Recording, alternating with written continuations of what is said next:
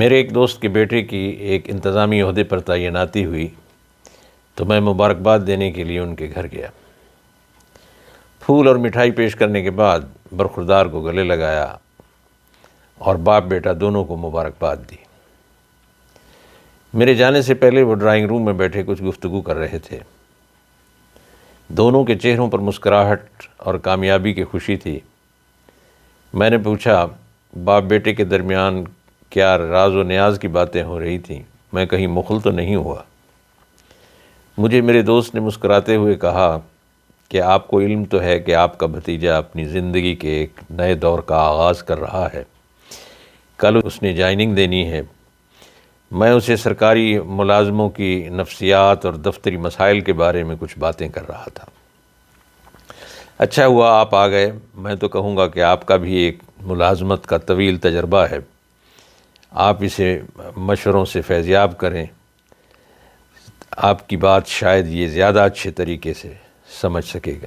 میں مسکرایا اور میں نے کہا، بزرگ تو یہی کہتے ہیں کہ جس نے باپ کی انگلی پکڑنا سیکھ لی اسے زندگی بھر کسی دوسرے کے پاؤں پکڑنے کی نوبت نہیں آتی، اور اگر کسی کو باپ کی بات بھی سمجھ میں نہیں آتی تو پھر زمانہ اسے اچھی طرح سمجھا دیتا ہے۔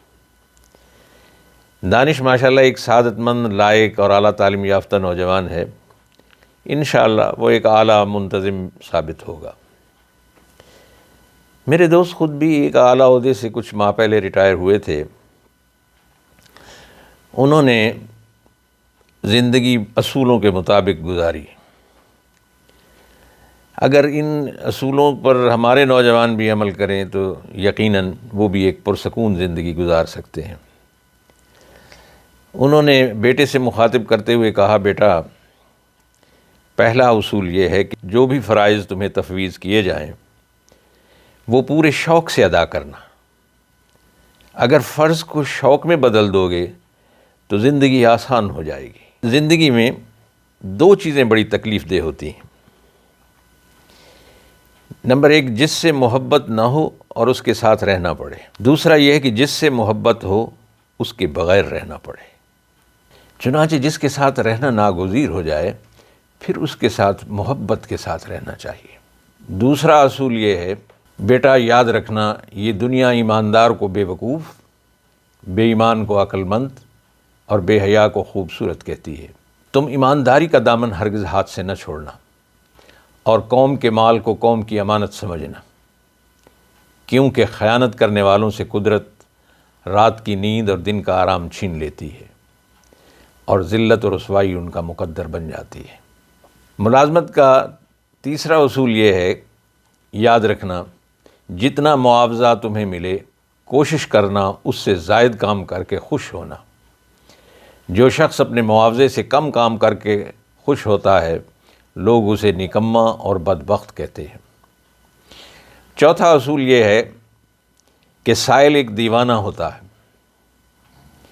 اس کے ہر جائز کام کو فوراً بلا تاخیر کرنا، اس کے وقت کو ہرگز ضائع نہ کرنا، ہمیشہ اپنے آپ کو خادم سمجھنا، اور ملازم قوم کا خادم ہوتا ہے، اور تمہارا سب سے اہم کام یہ ہے کہ تم لوگوں کے لیے آسانیاں پیدا کرنا۔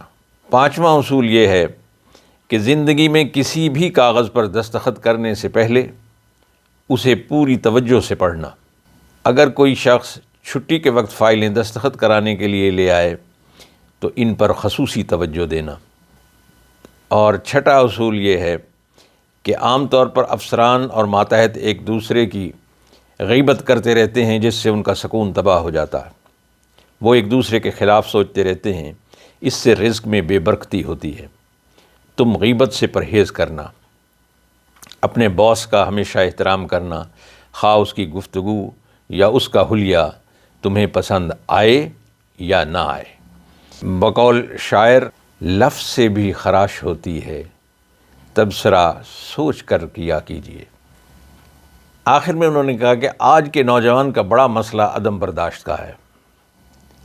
اس کا غصہ بعض اوقات اس کے لیے ساری زندگی کا روگ بن جاتا ہے۔ یاد رکھنا، جو لوگ اپنے غصے کو جوانی میں نہیں مار سکتے وہ پھر باقی زندگی جیتے جی مر جاتے ہیں۔ چنانچہ اپنی قوت برداشت کو بہتر بنانا، لفظ منہ سے نکالتے وقت اس کا ذائقہ ضرور چکھ لینا۔ اللہ تعالیٰ آپ کا حامی و ناصر۔